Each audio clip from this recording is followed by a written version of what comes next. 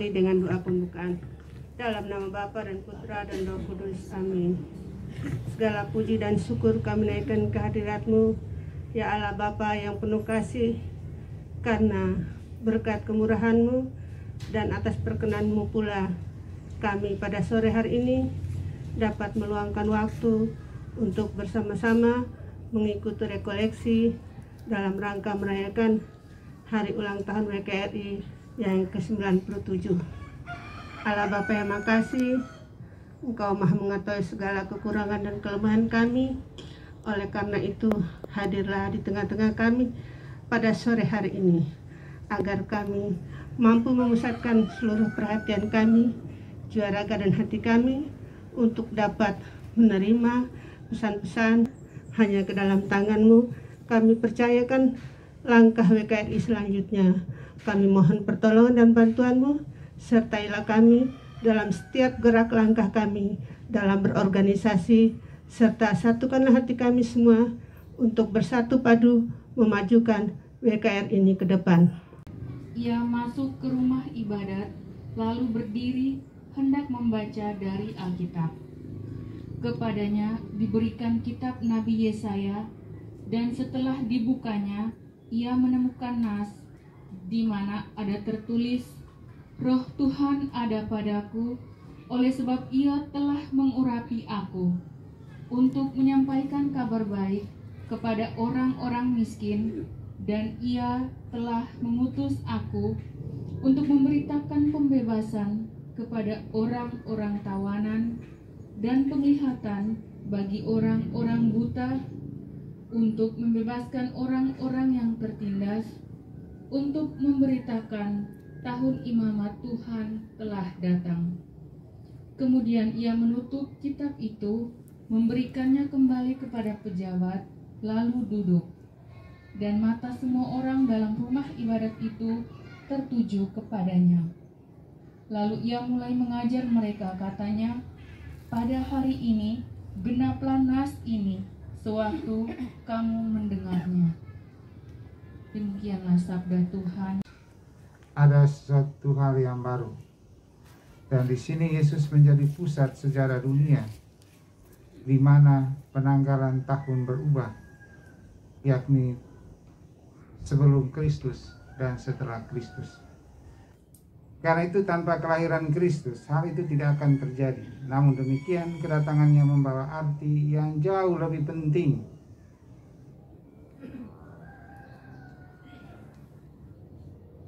Karena itu dalam ayat ke-19, Lukas menuliskan bahwa lembaran baru adalah untuk memberitahukan tahun rahmat Tuhan.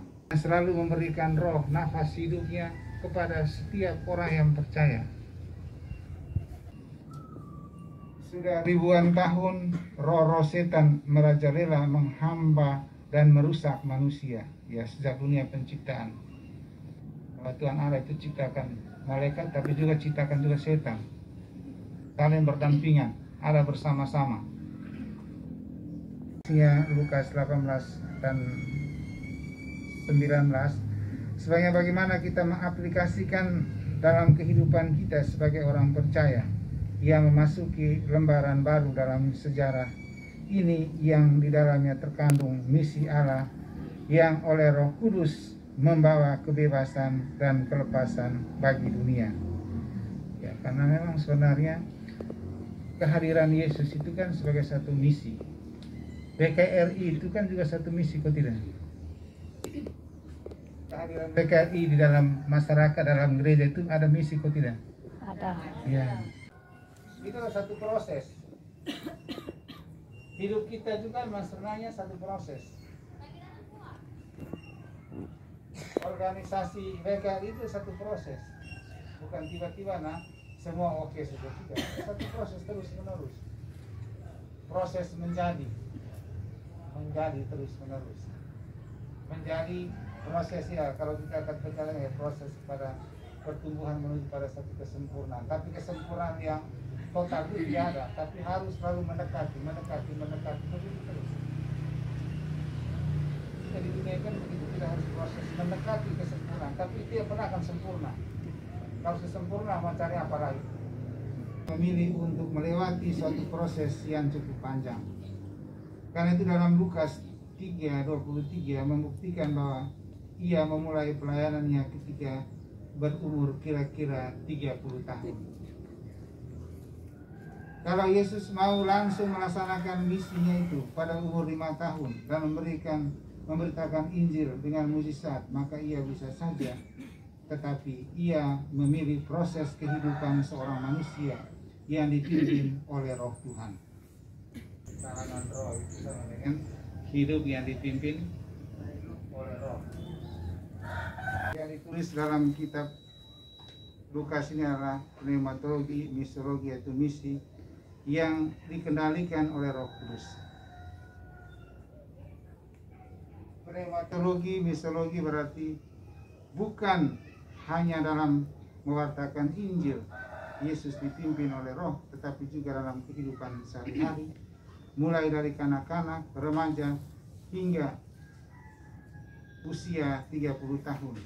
Dan ia selalu dipimpin dan memberikan diri dipimpin oleh Roh Kudus. Tanpa hidup yang dipimpin oleh Roh Kudus, maka misinya juga tidak akan dipimpin oleh Roh Kudus. Bagaimana hidup Yesus yang dipimpin oleh Roh Kudus itu? Mari kita lihat. Seperti yang dikatakan tadi bahwa ia lahir oleh pekerjaan Roh Kudus. Karena apa? Karena melalui Maria, malaikat memberikan kabar kepada Maria. Merupakan satu gambaran bahwa manusia bukan hanya dilahirkan secara daging, tetapi juga secara roh. Yesus menjadi cermin bagi kehidupan manusia yang secara rohani dapat dilahirkan kembali. Dan untuk pertama kalinya istilah kelahiran baru itu muncul. Ia dibesarkan oleh proses manusia dan kuasa Allah. Dalam Lukas 2:40 dan 50 menyebutkan hal ini. Ia rela dibentuk secara manusiawi dan secara rohani. Pembentukan ini adalah secara intelektual, secara fisik. Dan Yesus juga bekerja praktis di rumah orang tuanya, karena itu dia sering juga sebagai anak tukang kayu. Dalam Matius 3:13-17, Yesus datang kepada Yohanes yang adalah seorang yang mengaku tidak layak membuka tali kasutnya. Dalam dunia ini yang merasa tidak layak untuk datang kepada Yesus. Tetapi Yesus justru datang untuk orang-orang demikian. Karena itu dia mengatakan, aku datang bukan untuk orang sehat, tetapi orang sakit. Aku datang bukan untuk orang benar, tetapi untuk orang-orang yang berdosa. Berikan izin bagi orang lain untuk melayani kalau ia sudah menjadi pemimpin. Ya, memang proses menjadi seseorang yang dipimpin oleh Roh itu memang sebenarnya satu proses yang panjang. Kita di sini kan juga begitu kan. Ada banyak ibu-ibu, tapi tidak semua ibu menjadi DKI. Ya atau tidak? Ya kan itu tergantung dari panggilan juga kan. Tergantung dari panggilan. Merasa tergerak hatinya kan, atau merasa terpimpin oleh Roh kan, atau tidak. Karena itu orang yang dipimpin oleh Roh itu memang sebenarnya dia mengerjakan sesuatu dengan bebas dan gembira. Karena itu kalau seseorang hatinya bersih, ya tulis di sini tuh. Kalau seseorang itu hatinya bersih, berarti segala sesuatu yang dilakukan berarti otomatis dia menjalankan itu dengan senang hati. Bahwa semua lingkungan dia di mana hadir, di mana tinggal akan menjadi nyaman. Tetapi kalau orang hatinya tidak bersih, semua orang yang sekitar dia semua tidak baik semua. Memang kita juga tahu bahwa antara kebaikan dan kebohongan itu atau keburukan itu hidup ada hadir bersama-sama. Dia sedang berlomba-lomba.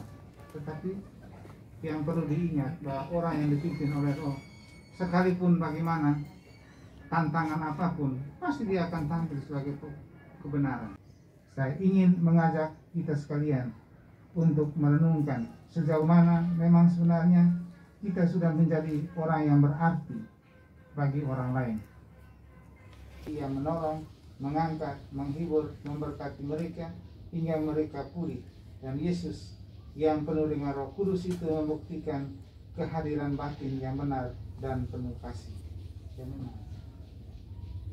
Dan itulah tugas kita yang berbagi kasih tadi itu. Misi kita tadi kan begitu, untuk saling peduli dalam segala situasi. Memang kepedulian kita tidak pernah orang mau memberi dari kelimpahan, pasti beri dari kekurangan. Dan bagaimana memang kita menghayati spiritualitas dari si janda miskin itu juga sebenarnya. Ini sebenarnya bagaimana kita membangun hati kita dengan tulus, bersih, yang seperti tema ini kan juga dengan penuh semangat. Bergerak bersama, membangun bersama, bekerja bersama. Semua tiada honor apa, semua orang dalam satu rumah, dalam satu orang. Ya, tapi kan saya cerita di mana? Di Israel ya. Karena memang mereka mengatakan bahwa dipimpin oleh roh itu ya seperti itu. Termasuk itu tahun rahmat Tuhan tadi itu. Bagaimana dengan hidup kita yang percaya? Maukah kita memberi diri dipimpin oleh Roh Kudus dan melanjutkan proses pembentukan dalam mengiringi kita agar dapat membawa tahun rahmat Tuhan di dalam hidup kita? Memberitakan tentang pendewasaan. Tadi katakan orang-orang tawanan, orang miskin. Miskin di sini bukan karena miskin secara materi, tetapi bisa juga miskin pikiran, bisa juga miskin pengetahuan, bisa juga lapar akan kebenaran, macam-macam. Upayakan itulah soal kebenaran. Kita adalah orang yang percaya, yang mengalami pengudusan dan pembaharuan setiap hari oleh kuasa Tuhan. Kita akan memiliki hidup yang jujur. Kita sekarang ini kan rekoleksi dalam rangka ulang tahun kan? Dalam rangka ulang tahun. Karena itu sebentar saya akan bagi dua. Satu kelompoknya nanti dia akan mencatat semua 10 saja, 10 hal kebaikan menjadi anggota PKRI. Nanti batasi kolom setengah sini, 2 kelompok saja. Sedangkan 10 satu kelompoknya tulis 10 hal saja itu kesulitan atau kendala menjadi anggota PKRI. Kita memiliki hubungan yang baik dengan Tuhan dan sesama tanpa kompromi. Ya, kami mengatakan berbicara tentang kebenaran itu tidak ada kata kompromi. Benar ya benar, salah ya salah. Bukan salah jadi benar, benar jadi salah, itu namanya putar balik. Ya. Kita bersedia belajar untuk rendah hati dan taat kepada Allah. Kita harus belajar bahwa walaupun kita mungkin sudah merasa dewasa secara rohani, tetapi kita harus tetap rendah hati. Ya. Di sini ditulis bersih dan tulus dalam semangat persaudaraan. Kita harus tetap berpegang pada kehendak yang dipimpin oleh Tuhan. Kita bersedia mengalami ujian-ujian iman dan disiplin dari Tuhan sendiri kalau kita jatuh. Ya memang. Kita juga harus mempersiapkan diri kita melalui hidup yang dipimpin oleh Roh Kudus supaya kita nanti bisa siap untuk membawa misi Allah ke tengah-tengah krisis hidup. Bagaimana kita harus menjadi sarana kasih bagi orang lain yang kita butuhkan dalam berbagi kasih. Silakan tentukan siapa yang jadi ketua, siapa yang sekretaris. Wanita Katolik berjiwa bekerja, tujuan utama menolong sesama, menegakkan negara Indonesia berlandaskan dasar suci Pancasila. Wanita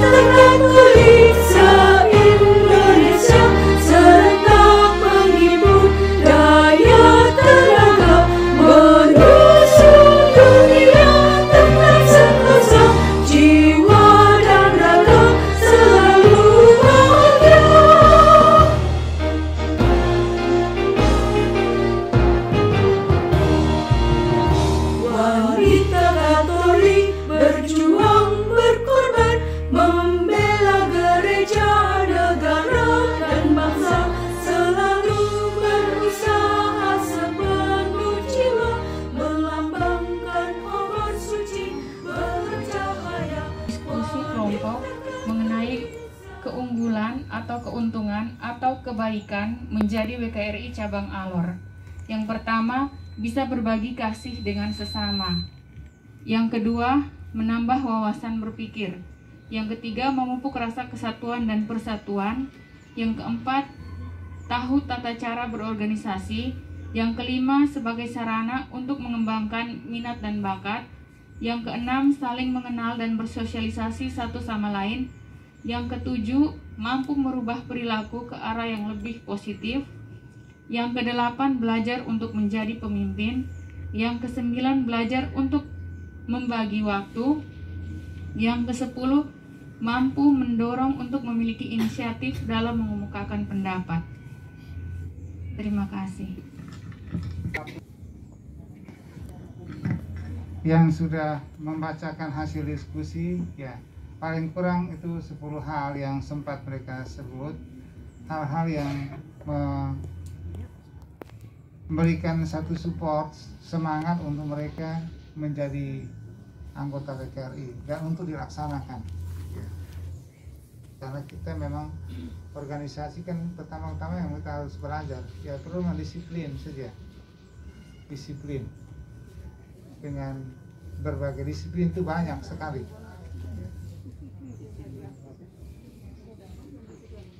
Waktu, disiplin tenaga, dan juga disiplin itu apalagi pengorbanan, kesempatan, semua, supaya hal-hal baik itu untuk kita kembangkan. Pertanyaan kita selanjutnya, sejauh mana selama ini kita sudah bangun itu hal-hal tadi itu, apakah memang itu hanya untuk disebut atau kita laksanakan? Itu yang jadi soal, itu tugas kita ke depan supaya itu dilaksanakan. Karena hari ulang tahun, usia tambah, berarti pikiran juga tambah bagus, perilaku, sikap segala macam juga otomatis lebih baik lagi. Apalagi usia ini kan usia sunene, jompo apa? Kok 97. Jompo. Kelompok 2 silakan.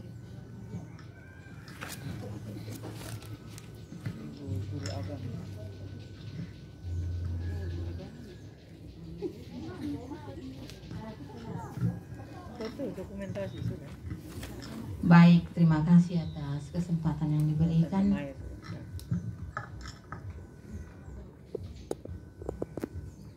Yang kami diskusikan adalah 10 hambatan untuk menjadi wanita Katolik Republik Indonesia.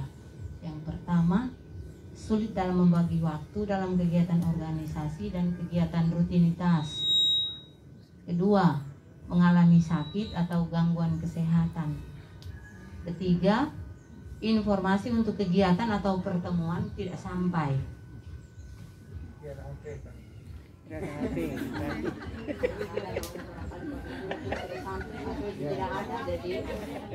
Mungkin Romo katakan kalau tidak ada HP, mungkin ada yang tidak punya HP, lalu undangan tidak sampai, otomatis dia tidak bisa hadir. Yang keempat, lebih mementingkan kegiatan pribadi. Yang kelima, malas untuk bergabung dalam organisasi. Yang keenam, kurang dukungan dari keluarga, dalam hal ini suami dan anak. 7, masih mempunyai balita, anak merah, sehingga dia sibuk dengan anak merah, belum gabung dalam kegiatan PKRI.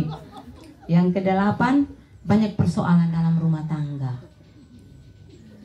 Yang ke-9, waktu pertemuan tidak tepat sehingga membuat jenuh.